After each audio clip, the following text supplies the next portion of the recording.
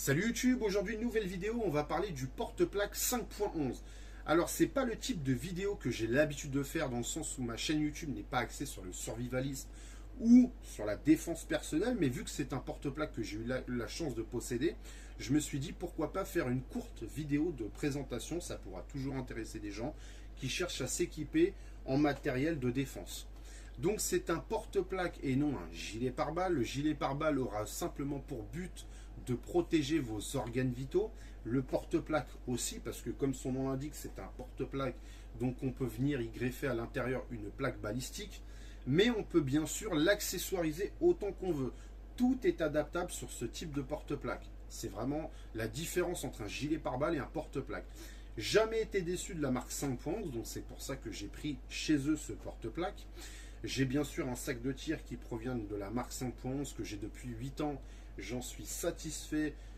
Après bientôt 10 ans d'utilisation, il sort pratiquement toutes les 2 semaines. Et franchement, je le charge comme un mulet, ça ne bouge pas. Alors donc, comme je vous ai dit, que ce soit au niveau de la qualité de fabrication ou de la conception, c'est vraiment une très très bonne marque. Il est en nylon 500D, donc là pour le coup, en taille universelle, donc réglable de S à XL. Pour information, le XL taille grand, je fais 1m83 pour 110 kg. Je l'ai réglé à ma morphologie, à ma taille. On verra tout à l'heure quand je vais le porter. Mais encore une fois, il y a encore de la marge. Donc même si vous faites 115, 120 kg ou 1m90, il n'y a aucun souci là-dessus. Alors forcément, plus vous allez avoir un grand gabarit, plus le porte-plaque aura l'air petit. Mais encore une fois, il est simplement là pour protéger vos organes vitaux.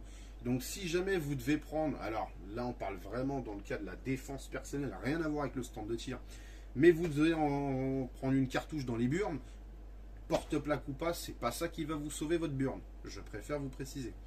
Il est très léger avec un revêtement imperméable, système de détachement rapide à une main, donc c'est un système en fait de rétention, donc avec 2 câbles qui font l'intégralité du tour du porte-plaque.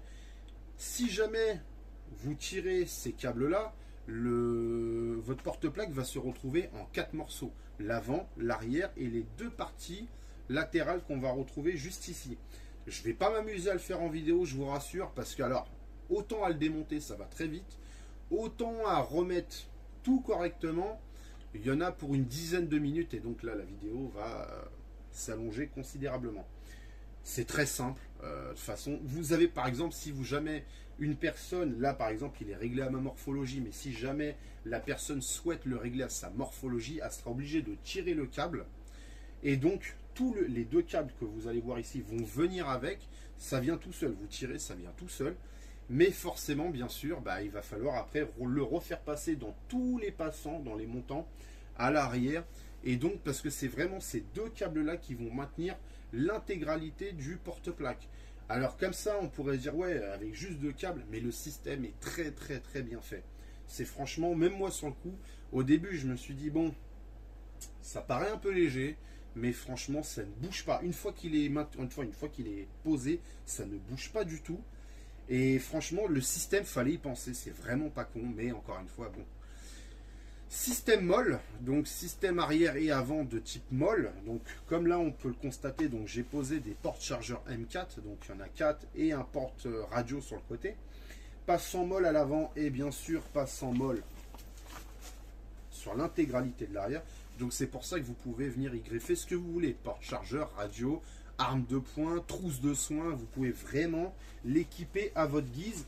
Alors bien sûr, ce qui est bien sur les porte-plaques aujourd'hui, vu que c'est un système, les systèmes molles, c'est un système entre guillemets universel ou bâtard, suivant l'expression que vous allez utiliser. Ce qui est bien, c'est que vous pouvez vraiment, vous n'êtes pas par exemple, même si le porte-plaque est de marque 5.11, vous pouvez mettre des accessoires de toutes les marques tant qu'ils utilisent le même système. Là par exemple, les porte-chargeurs, c'est pas du 5.11, mais ils ne bougent pas parce qu'ils sont bien sûr bien fixés. Et à partir du moment où vous utilisez toujours le même système, il n'y a aucun problème là-dessus. Donc il est vendu d'origine 200 €, 198 € pour être plus précis. Alors ça fait cher. Encore une fois, comme on dit toujours, le prix s'oublie, mais la qualité reste. 5.11, c'est vraiment du très beau matos.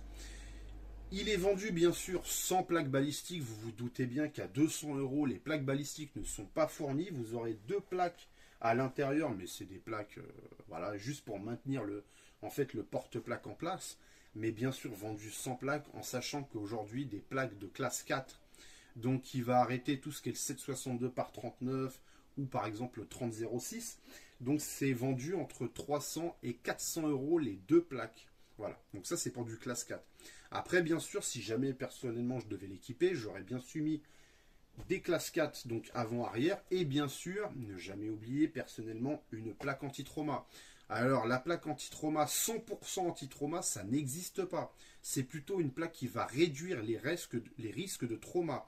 Si entre guillemets, un gilet pare-balles ou un porte-plaque vont empêcher le projectile de traverser, même un projectile de gros calibre, il ne pourra rien faire contre l'énergie cinétique qu'elle va absorber par votre corps. C'est-à-dire que même si vous prenez un impact, l'ogive ne traversera pas la plaque, mais par contre l'énergie cinétique qui va arriver en fait sur la plaque, c'est votre corps qui va l'absorber.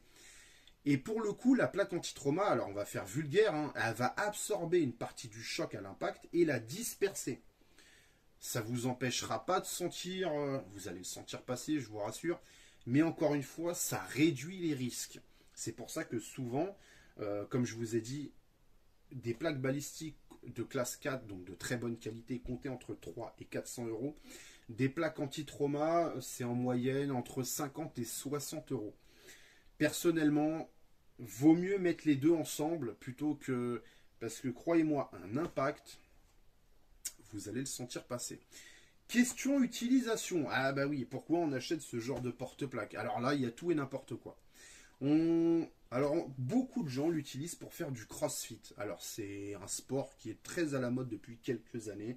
Donc, les gens vont venir le lester en fait à l'intérieur de plaques. Alors, ce ne sont pas des plaques balistiques, mais des plaques d'acier. Donc, histoire de rajouter du poids. Donc, vous allez trouver sur Internet ce que c'est le crossfit. Il y a des gens qui vont l'acheter pour faire de l'airsoft et du paintball. Alors, personnellement, je trouve ça un peu cher pour ce genre de discipline. Parce qu'on a vite fait de monter en prix. Comme je vous ai dit, nu, il fait 200 €. Alors même si, bien sûr, pour faire de l'airsoft et du paintball, vous n'avez pas besoin de plaques balistiques. Mais encore une fois, tous ces petits accessoires que vous allez rajouter, bah, les prix font vite que le porte-plaque à la fin, c'est le prix d'un porte-avions. Hein. À la fin, vous en avez pour 400, 500 balles de matos sans les plaques. Ça va très vite. Donc c'est pour ça que... Après, encore une fois, si vous avez les moyens, faites-vous plaisir. Comme je dis toujours, chacun est libre de faire ce qu'il veut de son argent. Après, il y a forcément ceux qui se préparent à la prochaine guerre. Hein. Après, bon, suivant avec quoi vous allez être attaqué, ça peut plus ou moins vous sauver la vie. Mais maintenant, c'est fini, hein, les guerres de terrain. Ou éventuellement, en tant qu'assurance vie, pourquoi pas, ça peut être une très bonne... voilà. C'est sinon très utilisé dans le genre de matos qu'on va retrouver chez les forces de l'ordre, les services d'intervention, l'armée. Alors bien sûr, eux, ils vont utiliser des porte-plaques qui vont être fournis donc par la hiérarchie, qui vont être fournis en fait par... C'est pas eux qui vont investir dedans, mais bien sûr, pourquoi pas, ils ont parfaitement le droit d'utiliser ce type de matériel. Donc voilà, donc c'était vraiment une petite présentation. Donc là, je vais le porter sur moi, comme ça, ça va vous donner une idée de ce que ça donne, parce que c'est toujours difficile quand vous commandez sur Internet, surtout quand on vous marque taille universelle, c'est toujours compliqué de voir ce que ça donne suivant votre gabarit. Alors bien sûr, si vous faites 1m70 ou 1m75 et que vous faites 60-65 kg, il n'y a aucun problème, des photos, vous allez en trouver autant que vous voulez. Par contre, si vous cherchez ce genre de porte-plaque avec quelqu'un qui a entre guillemets un gros gabarit ou un bon gabarit, quelqu'un qui mange bien, quoi, vous n'allez pas forcément trouver ce que vous voulez. Donc on se retrouve tout de suite. Donc voilà, donc comme je vous disais, voilà ce que ça fait sur un gabarit comme le mien. Donc comme je vous disais, je fais 1m83 pour 110 kg. Donc je le porte très bien.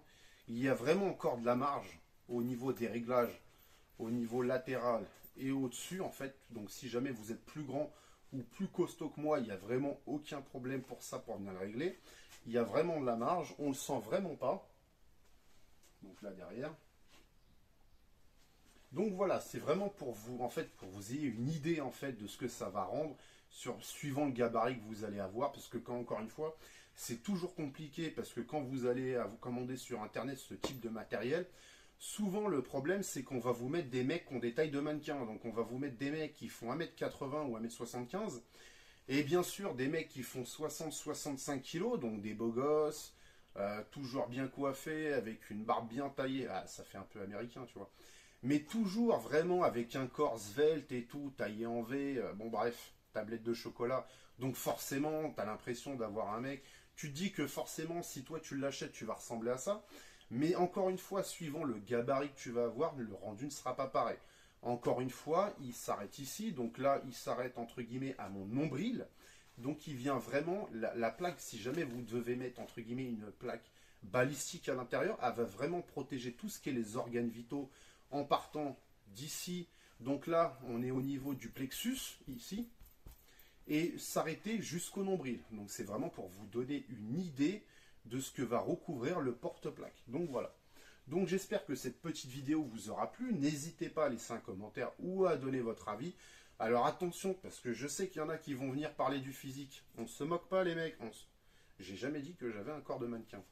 Donc voilà, donc j'espère que cette vidéo vous aura plu. N'hésitez pas à donner votre point de vue sur le porte-plaque. Même si encore une fois, ma chaîne n'a pas pour but de faire des vidéos sur ce type de matériel.